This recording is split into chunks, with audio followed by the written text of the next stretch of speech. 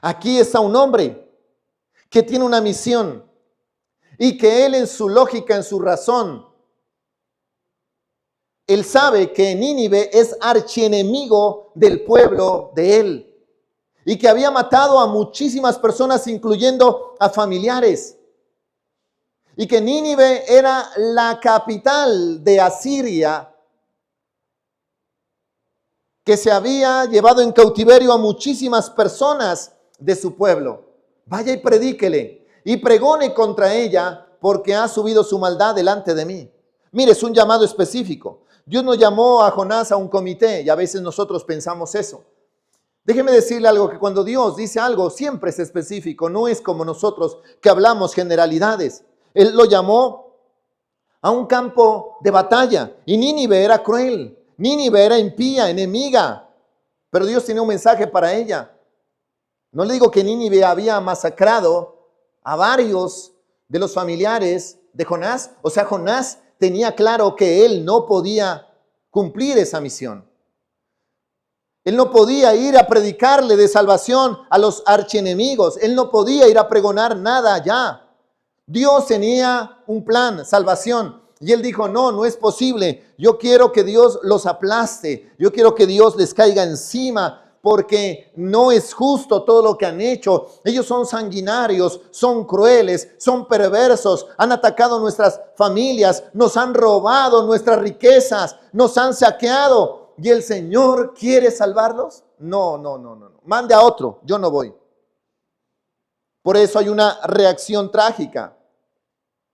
Jonás no quería ir a Nínive porque Nínive sería salva. Él conocía a Dios y conocía las intenciones de Dios. Él quería que Nínive fuera destruida y que desapareciera del mapa. O sea, su rebelión no fue por ignorancia. O sea, él no se rebela porque no conoce a Dios. Él se rebela porque conoce a Dios. Él se rebela por falta de amor. Él se rebela porque no conoce el amor de Dios. Por eso se rebela, por eso se pone en contra. Se va en contra precisamente por eso. Entonces, si usted mira la vida de Jonás, hay mucho más de lo que nosotros pensamos. La soberanía de Dios versus la terquedad del hombre. Y nosotros, ¿cuántos hemos sido tercos a la voz de Dios? ¿Cuántos hemos endurecido nuestra cerviz? ¿Cuántas personas han endurecido su corazón cuando hay una misión, cuando hay un llamado y le hemos dicho no y hemos sacado excusas? Pues déjeme decirle que Jonás tenía la excusa perfecta. Jonás tenía la excusa clave, tenía una excusa determinante. Esa excusa era válida para todos nosotros, era válida, pero menos para Dios. Y quiero decirle que nuestras excusas son válidas para nosotros y tal vez para los demás no. Y para Dios menos. Mire lo que dice el versículo 3. Y Jonás se levantó para huir de la presencia de Jehová a Tarsis. Era un viaje prácticamente desde el Medio Oriente a España. Y descendió, ponga atención, subraya esa palabra, descendió a Jope. Y halló una nave que partía a Tarsis, y pagando su pasaje, o sea, él pagó dinero para no obedecer a la voz de Dios. Él dijo, no, yo estoy dispuesto a pagar mi propio pasaje. Él no se subió así, se camufló, no, él pagó su pasaje. Él dijo, no importa, ese viaje era muy costoso. Es lo que cuesta un boleto de avión de aquí a España hoy en día. Y él pagó su pasaje, y pagando su pasaje, entró en ella para irse con ellos a Tarsis. Pero hay un versículo que dice, lejos de la presencia de Dios. Hoy estás en la iglesia, pero ¿será que estás lejos de la presencia de Dios? ¿A cuántos kilómetros estás de la presencia de Dios? Se fue a Tarsis para irse lejos de la presencia de Dios. Veamos el descenso de la desobediencia. El descenso de la desobediencia. Note que Jonás descendió ¿a dónde? a Jope, descendió al barco y más tarde descendería al vientre del gran pez. Descendió. La desobediencia trae descensos. Y usted, en lugar de ascender, en lugar de avanzar, en lugar de conquistar, va a ir retrocediendo. La desobediencia siempre te lleva hacia abajo, nunca te llevará hacia arriba. Jamás. Hay personas que han tenido que volver a comenzar varias veces. Hay personas que han tenido que volver a empezar un año. Volver a empezar desde cero por desobediente. Y empiezas y vuelves y das vueltas y vuelves por desobediente. Dios tiene un llamado, pero tú eres desobediente. Tú insistes en irte en contra de la voluntad absoluta de Dios. E insistes y tienes que volver a empezar. Y pierdes tiempo. Y pierdes años. Aquí hay personas que han perdido años por desobedientes. E insisten en hacerlo a su manera.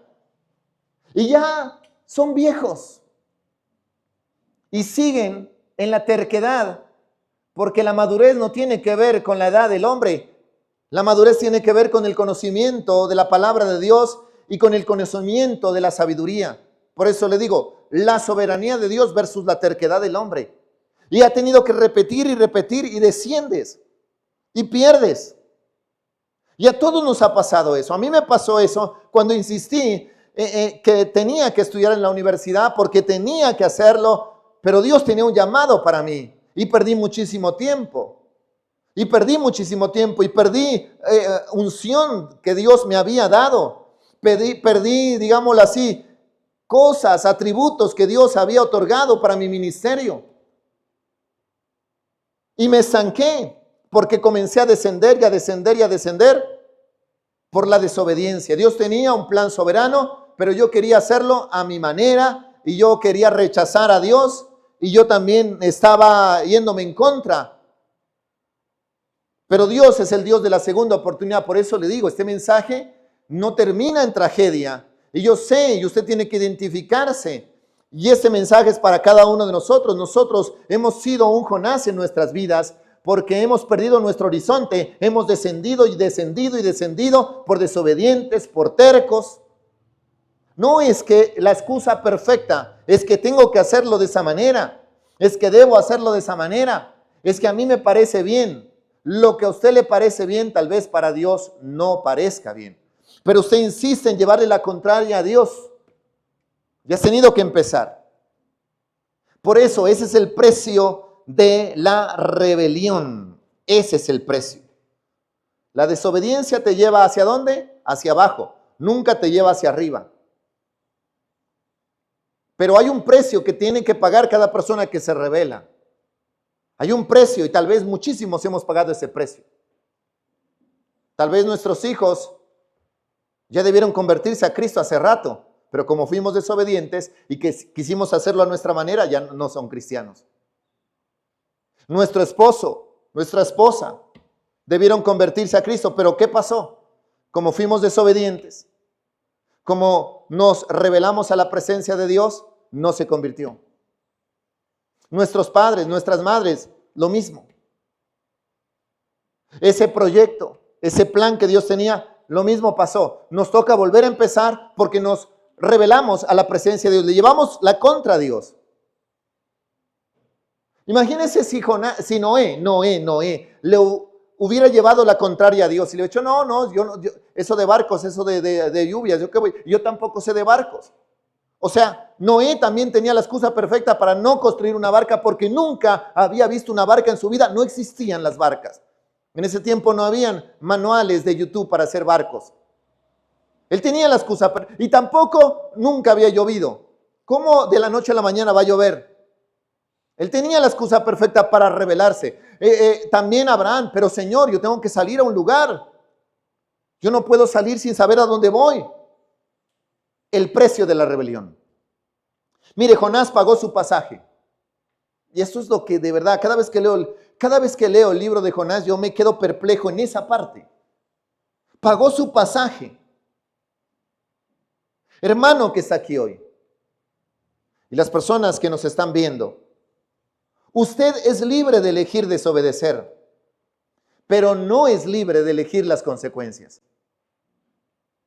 Las consecuencias van a llegar y usted no las va a poder esquivar. No, es que yo elijo. No, es que yo elijo. Elija. Haga lo que quiera. Elija mal. Elija mal. Pero cuando eliges mal, ya no puedes elegirla. No, es que las consecuencias no las quiero. No, las consecuencias las vas a tener que pagar. Las vas a tener que vivir. No, pero es que yo no quiero esas consecuencias. Qué pena. Tú elegiste. Eso debiste pensar antes. Porque las consecuencias no se eligen, las consecuencias llegan por causa de la desobediencia. Tú elegiste ese camino, ahora aguántate las consecuencias. Ese es el precio de la rebelión. Ese es el precio. Ese es el precio. Usted siempre pagará su propio pasaje cuando huya de Dios. Siempre. Pagará y huir de Dios, como le dije, es un mandato soberano. No es que yo pequé y yo voy a tener otra segunda oportunidad. No, es más específico y tiene que ver con el propósito, tiene que ver con tu destino. Entonces, piense, usted siempre pagará su propio pasaje, siempre pagará las consecuencias cuando usted intenta huir de Dios. Y el viaje le saldrá más caro de lo que imagina. Es que claro, contar la historia de Jonás a los niños es fácil, porque la historia es, Jonás no hizo caso a la palabra de Dios y ¡pum! Un pez se lo tragó. Ya, ese es el mensaje. Pero aquí hay mucho más que eso. El pasaje, la distancia desde Israel hasta España, y no era en ese avión cómodo que uno viaja y que se duerme y ve televisión. No, era el viaje más incómodo. Aparte de eso, habían amenazas de olas fuertes. Tenían que hacerlo en un barco y no era de esos barcos que tienen motores. Eso tenían que remar a mano desde Israel hasta España. Y el pasaje costaba mucho, muchísimo. Y él pagó su propio pasaje. Tal vez sacó dinero de donde no tenía. Y sacó los ahorros y dijo, voy a pagar mi propio pasaje para desobedecer a Dios. ¿No le parece una rebelión tan severa? Voy a pagar mi propio pasaje. Yo también pagué mi propio pasaje. Cuando intenté entrar a la universidad, vendí un gimnasio que yo tenía. Tenía un gimnasio grande y lo vendí y dije para entrar a la universidad.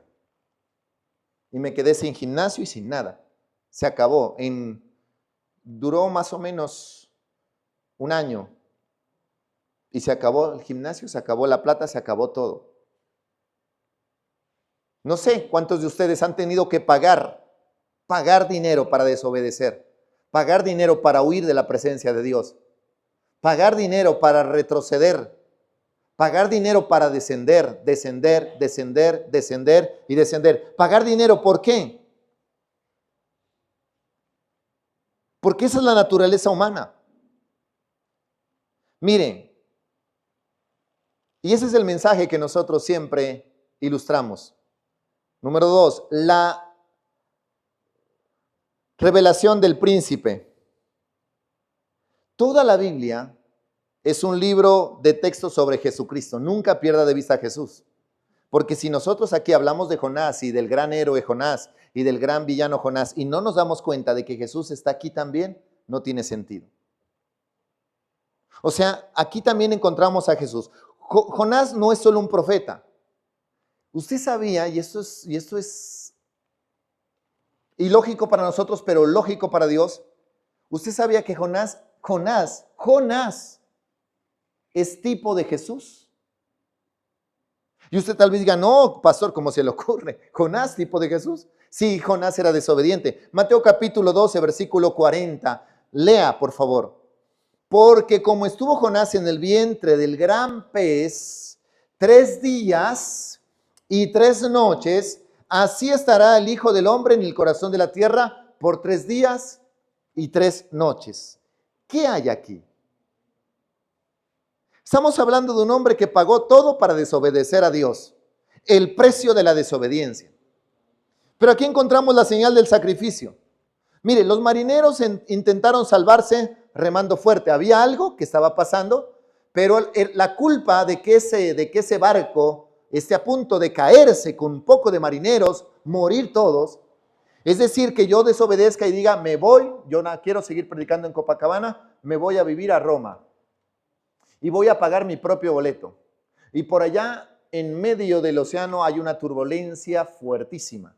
Y todos los que están ahí por culpa mía, un avión de 300 pasajeros, estén a punto de irse abajo y de morir.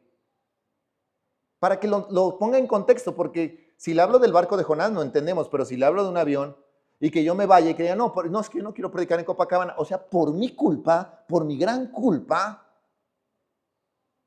yo voy en un avión, me voy a vivir a Roma, digo, me voy, yo ya no quiero predicar, me voy a ir a vivir a Roma y voy a pasar allá, bueno, y que llegue ese avión y esté a punto de caerse, y que el capitán y el piloto digan, no sé, todo está bien, pero nos vamos en picada. ¿Sí está entendiendo la magnitud de eso? O sea, nuestra desobediencia tal vez incluye a otras personas y afecta a otras personas. Los marineros intentaron salvarse remando fuerte y aligerando la carga, pero la tormenta solo cesó cuando Jonás fue entregado al mar. Entonces que Dios le revele al capitán o que yo me dé cuenta de eso y le diga, no, la única manera para que esté viendo las estrellas es que me abran una de las puertas y yo me lance y me tire del avión. Y ya, me tiro del avión y el avión vuelve normalmente a subir y a estar normal. Eso pasó, para que lo entiendas mejor. Eso pasó. Y Jonás tuvo que ser lanzado al mar. Y entonces las olas se calmaron. Es que Dios estaba ahí en el asunto. Es que era un mandato soberano, no era el mandato de que te mandó tu mamá o tu papá. No era vaya a comprar el pan o vaya a comprar la leche. Era el mandato soberano de Dios. ¿Por qué Dios no usó a otro? ¿Por qué Dios dijo, bueno, Jonás no quiso ir, entonces usemos a otro? Porque como le digo a usted, aquí hay un mensaje. Y el mensaje es la soberanía de Dios. Porque usted dice, Dios pudo haber mandado a otro. ¿No habían más profetas ahí? Posiblemente sí lo habían. Pero Dios es soberano. Y Dios no piensa como nosotros pensamos. La suficiencia de Cristo, mire, usted no puede salvarse remando en el mar de sus buenas obras. Y es que yo soy bueno, como decía el mensaje en el viernes. ¿Qué me falta para ser salvo? Y a veces nosotros queremos impresionar por buenas obras. No, es que yo soy bueno, yo no le hago daño a nadie. Yo en diciembre no me tomé ni una sola gota de aguardiente. Uy, qué bueno que es él. Nada. No he peleado con nadie. A nadie he insultado. Con todos estoy bien. Soy una muy buena persona. Soy un muy buen vecino.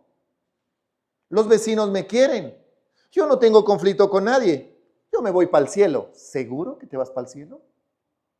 Sí, es que usted es un alma en pena. Mira el que está a su lado. De verdad, esa persona, usted dice, seguro este se va para el cielo. Yo no creo. Mírelo que está a su lado. Algunos se admiran. Y usted puede estar remando en sus buenas obras y creo que tal vez la salvación no está relacionada con eso. La paz con Dios no viene por lo que usted hace, sino por lo que Cristo ya hizo. Por eso es que aquí hay una transición. Lo que Cristo es claramente el cumplimiento, la realidad de lo que no estaba haciendo Jonás. Por eso dice, en el vientre del gran pez, y Jesús estuvo en el vientre de la tierra. No es lo que usted hace, es lo que Cristo ya hizo en usted. Y Jesucristo, dice la Biblia, en contrario a Jonás, él fue obediente hasta la muerte y muerte de cruz. En todo obedeció. Se hizo bautizar por Juan. Conviene que así haga. Todo en una obediencia perfecta, siendo Dios, no escatimó a ser Dios, sino que se despojó de su grandeza para obedecer y para la muerte de cruz. O sea, fue obediente hasta que fue llevado como cordero al matadero. Enmudeció, dice la Biblia, no abrió su boca. Y Jonás fue echado al mar para que otros vivieran. Ahora sí, ya se está dando cuenta, despiértese por favor. Deje de roncar y despiértese. Ahora ya se está despertando. Mire esto, ponga atención. Jonás, los marineros, se salvaron cuando Jonás fue tirado, ¿a dónde? Al mar. Y estuvo 3 días y 3 noches en ese pez. No se sabe qué es, si era una ballena, si era un tiburón, no se sabe qué es. Pero era un gran pez. Ahí estuvo. Los marineros se salvaron. Pero tuvo que ser entregado Jonás. Nosotros nos salvamos. Pero tiene que ser entregado ¿quién? Jesucristo de Nazaret. Jesucristo. Entonces, Cristo fue a la cruz para que nosotros no vayamos al infierno. Cristo fue a la cruz para que nosotros no pereciéramos. Mire lo que dice Jonás capítulo 2, versículo 10. Y mandó Jehová al pez y vomitó a Jonás en tierra. Esto tiene mucho que decir, porque la Biblia dice que Jonás, que Dios preparó el gran pez. O sea, Dios preparó este colchón acuático. Dios lo preparó el gran pez. ¿Dios o el diablo? Dios preparó este gran pez para que se tragara a Jonás. Pero luego dice el Señor que Dios mandó al pez para que vomitara. Le dijo, ya, vomita a Jonás. ¿No le parece que hay mucho más allí? La victoria de la resurrección. Mire, el pez no pudo retener a Jonás. Y la tumba no pudo retener a Jesús. Tenemos un Salvador que salió del abismo para darnos esperanza. Y aunque usted no lo crea, Jonás sí murió. Jonás sí murió. Y no quiero que me lo reciba porque sea yo el que predico. Porque él dice, Jonás dice, yo estaba en el Seol. Jonás sí murió y estuvo en el Seol. Y lo que Dios hizo, y mucha gente no lo va a entender, es que Dios resucitó a Jonás. Por eso es más tipo de Jesús. Y porque la Biblia dice, como estuvo Jonás en el vientre del gran pez, así también estará Jesús, y Jesús sí murió o no murió, o se hizo el muerto. ¿Jesús se hizo el muerto? Si no, váyase. Si fue así, váyase de aquí. No esté aquí en la iglesia, no reciba ningún mensaje. Jesús sí murió y estuvo muerto por ¿cuántos días? Ponga atención. Y si te da sueño, párese. ¿Por cuántos días estuvo muerto Jesús? 3 días y 3 noches. Y Jonás también. ¿Alguien podrá estar vivo dentro de un gran pez? No pasa eso. Él se enredó, dice la Biblia, y las algas lo enredaron también. Él estaba enredado. Y si no, experimente que se lo traga una ballena a ver si usted sobrevive. Pero dice que Dios dio la orden al pez para que vomitara a Jonás. Jonás entendió el llamado, tuvo que morir para entender, así como murió Lázaro. De la misma manera, el pez no pudo retener a Jonás y la tumba no pudo retener a Jesús. Número 3, el milagro que invitamos, la restauración del pecador. Aquí llegamos al corazón de este mensaje y es, si usted ha fallado, si ha pecado, si ha sido un Jonás huyendo de Dios, preste atención a esta frase. Y esta frase es bíblica, Jonás 3:1. Tal vez usted no se había detenido a ver esto. Y vino palabra de Jehová por segunda vez a Jonás diciendo. Por eso este mensaje se llama el Dios de la segunda oportunidad. Y vino Jehová por segunda vez a Jonás diciendo, por segunda vez, ¿cuántas veces te ha estado hablando Dios a ti? Y te ha dicho, vuelve al camino, vuelve al camino, vuelve al camino. Y usted siempre rebelándose. Vino por segunda vez. La gracia de la segunda oportunidad. Qué frase tan gloriosa, ¿verdad? Dios no dijo, Jonás, ¿me fallaste?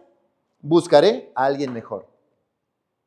Porque los hay, créame, aquí estamos nosotros, pero fuera de Cristo, que no conocen a Cristo, hay personas mejores que nosotros. Yo creo que fuera hay mejores predicadores que nosotros que no son cristianos. Y personas más dispuestas que nosotros que no son cristianos. Más dispuestos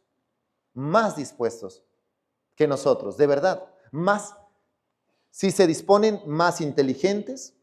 Son personas tal vez más activos que nosotros para trabajar. Más elocuentes que nosotros, pero Dios nos escogió a nosotros. Él tiene gente mejor. Afuera hay gente mejor que nosotros. Se lo aseguro.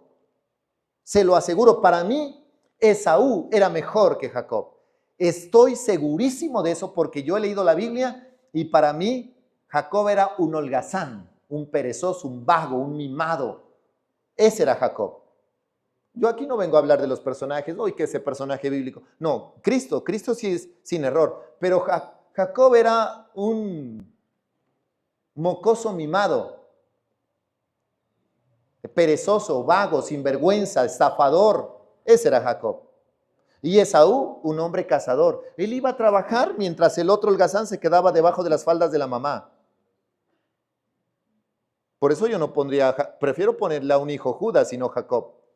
Engañador. Claro. Claro. Andrés. Claro. Jacob. Venga, Jacob. Es que Jacob significa engañador, estafador. Venga, engañador, mentiroso. Vea cómo está. Ponerle a un hijo mentiroso, es que así le pusieron. Mentiroso. Venga, Jacob, vaya para allá, Jacob. Y Esaú, ponga atención, Esaú era perfecto. Esaú salía temprano, se levantaba a las 5 de la mañana y ¿a qué se iba? A cazar. ¿Para qué?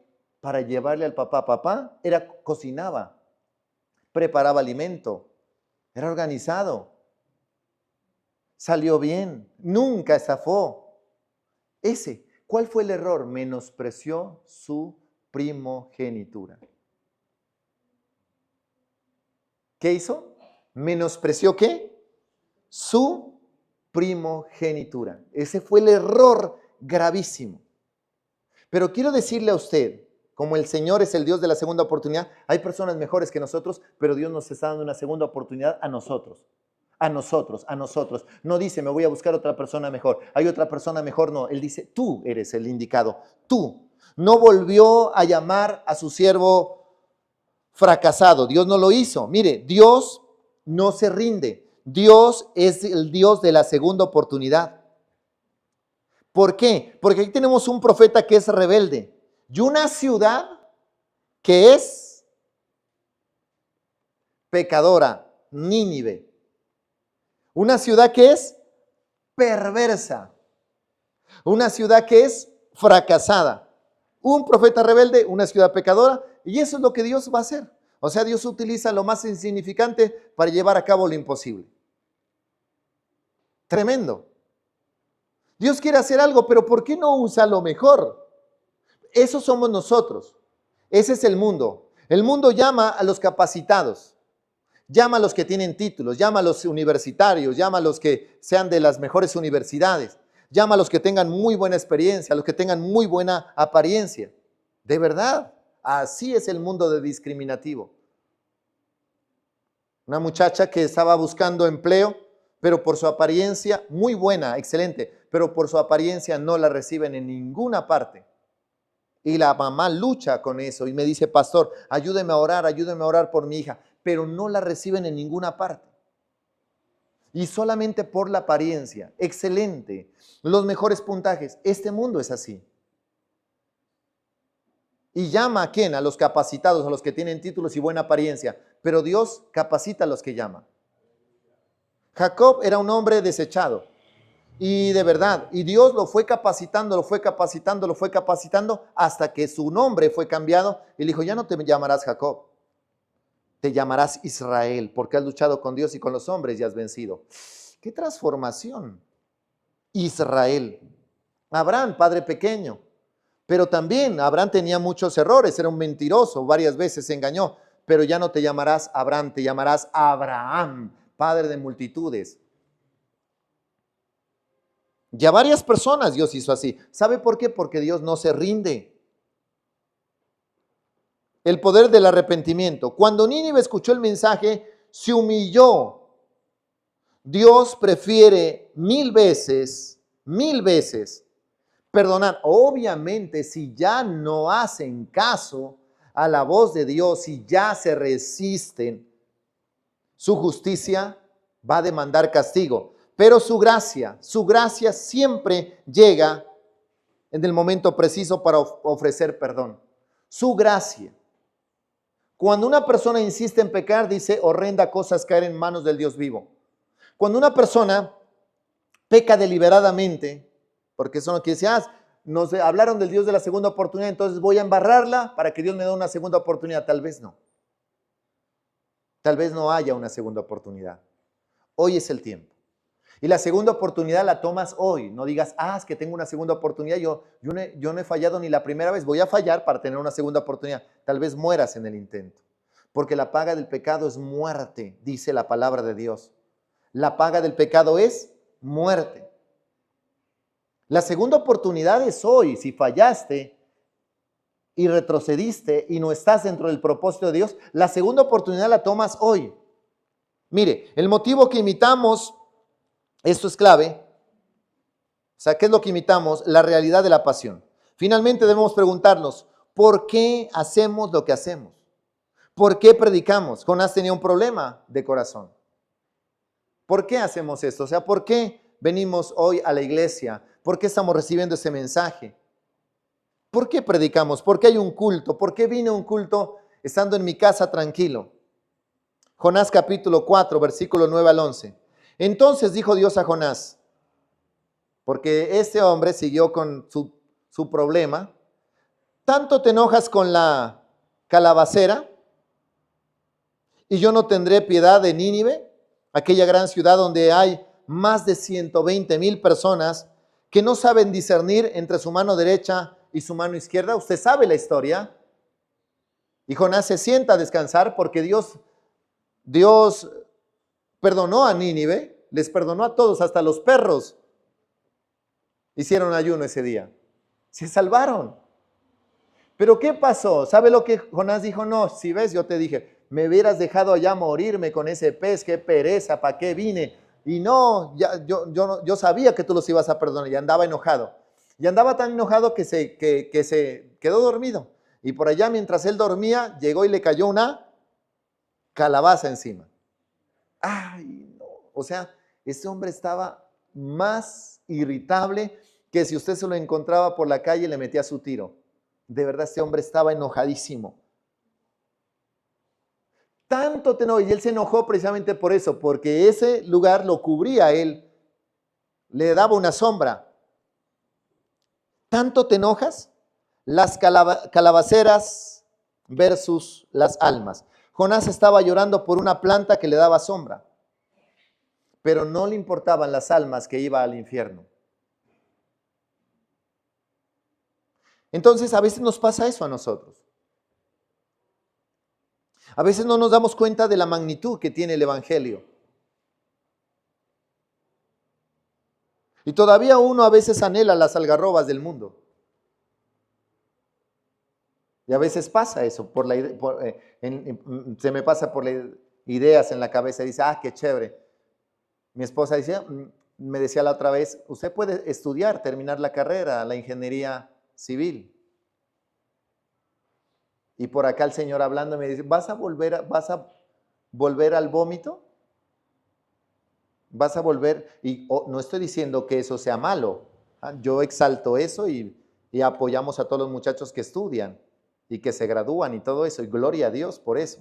Pero a mí Dios no me tuvo para eso. Había un plan soberano para mí. Tanto, tanto, tanto. Y a veces uno dice, y he soñado varias veces que estoy presentando un parcial. He soñado varias veces que llego tarde. Ahora reciente he estado soñando eso. Y mire cómo es Dios. Y a veces uno anhela eso y dice, wow, poder haberme graduado de esa carrera. Y a veces nos pasa eso, y a veces usted también. Dice, yo quisiera tal cosa, yo quisiera esto, y menospreciamos un llamado de parte de Dios. Y el plan de Dios es magno. Y el Señor me dijo una vez, yo no te tengo a ti para que seas un arquitecto ni un ingeniero, yo quiero que seas perito arquitecto en la obra de Dios. Y que edifiques, no con ladrillos físicos, sino con piedras vivas, que son cada alma que llega. Jonás estaba llorando por una planta que le daba sombra, pero no le importaban las almas que iban al infierno. O sea, rescatar almas, predicar la palabra de Dios, tiene mayor galardón. Mire, la sombra del asno. ¿Por qué le llamamos así? A veces los cristianos peleamos por la sombra del asno, cosas triviales, mientras el mundo perece. Y esto nos ha pasado a todos nosotros. No nos damos cuenta del llamado que tenemos, no nos damos cuenta de lo maravillosa que es la vida cristiana y de lo maravilloso que es la palabra de Dios. Nunca se me va a olvidar esa frase, nunca, nunca. Ya llevo años que la aprendí. En ese tiempo no había internet cuando aprendí la frase. El conocimiento de la palabra de Dios vale más que cualquier carrera universitaria. Cierren las puertas porque van a pasar los... Cerremos las puertas, Andrés, por favor. Entonces, las campañas electorales. Mire, el corazón de Dios. Dios le dice a Jonás y nos dice a nosotros hoy. Mi corazón late, ¿por quiénes? Por los perdidos. No me había dado cuenta, si tal vez mire esto, si me hubiera dedicado a mi carrera, estaría trabajando en la carrera y estaría aportando para la obra, congregándome en alguna iglesia, o tal vez ya no fuera cristiano, no sé qué hubiera pasado. Pero en esa carrera no ganaría a nadie. No me ganaría a nadie. Ganaría tal vez sustento, ganaría tal vez prestigio, pero no me ganaría absolutamente a nadie. En esa carrera no ganaría a nadie. ¿Y qué quiere decir eso? Que muchas personas se podrían haber perdido. Mire el alcance que nosotros tenemos hoy. Mire la cantidad de personas a las que nosotros les predicamos en este momento. Muchísimas personas de diferentes partes del mundo, de diferentes lugares. Eso estaba en el corazón de Dios, pero en el corazón mío era la carrera, en el corazón mío era el mensaje, en el corazón mío eran las maquetas, en el corazón mío era hacer planos, en el corazón mío era una constructora. Eso estaba en el corazón mío, pero en el corazón de Dios estaba que el mensaje se difundiera en el mundo entero. Ayer llegaba yo a la unidad y un señor salía y me decía, ¿cómo está? ¿Cómo le ha ido sus mensajes de la unidad donde yo vivo? Sus mensajes son muy valiosos. Le digo, ¿me sigues? Sí, dijo, yo he escuchado todos los videos que tú haces por YouTube. Una persona de la unidad que vive allí. Estoy a veces en un restaurante y nunca hubiera pasado eso si me hubiera dedicado a la carrera. Estaba en un restaurante y las personas, hola, ¿cómo está? Usted es el que transmite. Qué gusto poderlo saludar, qué bueno, qué felicidad, qué alegría. Especial. En diferentes ciudades me pasa eso, en diferentes lugares. Voy al gimnasio, lo mismo, me encuentro con personas, hola, ¿cómo estás? Yo te sigo. Yo te sigo en las redes, yo sigo tus predicaciones. Nunca, jamás hubiera pasado eso si yo hubiera escogido mi voluntad. Y lo mismo le digo a usted. Lo que usted desechó O a lo que usted renunció tal vez era el plan soberano de Dios para, no solamente para promocionarlo, sino para salvar, para restaurar, para restablecer. Por eso, el verdadero motivo de la vida cristiana no es nuestra comodidad, es nuestra compasión. El verdadero motivo de la vida cristiana no es nuestra comodidad, es nuestra compasión. Y así es. Jonás, si Dios no le da una segunda oportunidad a Jonás, no existiría un libro en los 66 que hay que se llame el libro de Jonás, el profeta Jonás. Y hoy hay un libro que se llama Jonás, y hoy a los niños se les canta la canción de Jonás, hay película de Jonás, hay video de Jonás, y hoy estamos hablando de Jonás, y varios pastores seguro han predicado acerca de Jonás. Y han mencionado a Jonás. Si Dios no le da una segunda oportunidad y Jonás no toma esa segunda oportunidad, jamás Jonás sería recordado. Pero hoy estamos aquí nosotros, sabiendo que Dios es el Dios de la segunda oportunidad. Hoy estás como un oidor, pero puedes convertirte en un hacedor. Puedes convertirte en el protagonista del plan soberano de Dios. No retrocedas, no renuncies, avanza. Usted puede estar hoy en una de las dos posiciones. O está corriendo hacia Dios o está corriendo lejos de Dios. No, pero pastor, yo estoy aquí en la iglesia. Eso no garantiza que estés cerca de Dios. Aquí en la iglesia, con esa muy buena cara que tienes, con esa muy buena sonrisa que tienes, no dice que estás corriendo hacia Dios. Ese es un engaño. Yo muchas veces me engañé con eso. Porque uno cree que estar todo el día metido en la iglesia y ahí en la iglesia y en la iglesia, como los del movimiento misionero mundial, que todos los días tienen culto, por la mañana, por la tarde, por la noche, y evangelizan y las familias descuidadas, pensando eso, puedes estar corriendo lejos de Dios, corriendo lejos de Dios. No, pero yo corro a la iglesia, eso no garantiza. Si tú corres a la iglesia y te quedas ahí sentado como estás hoy y sin mover un solo dedo para meterte en el propósito de Dios, estás corriendo lejos de Dios.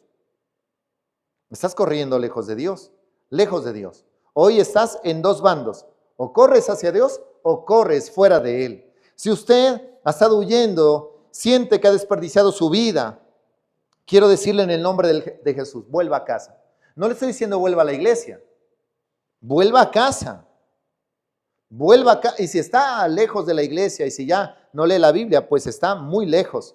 El Dios de la segunda oportunidad lo está llamando hoy. No espere que la tormenta destruya su barca.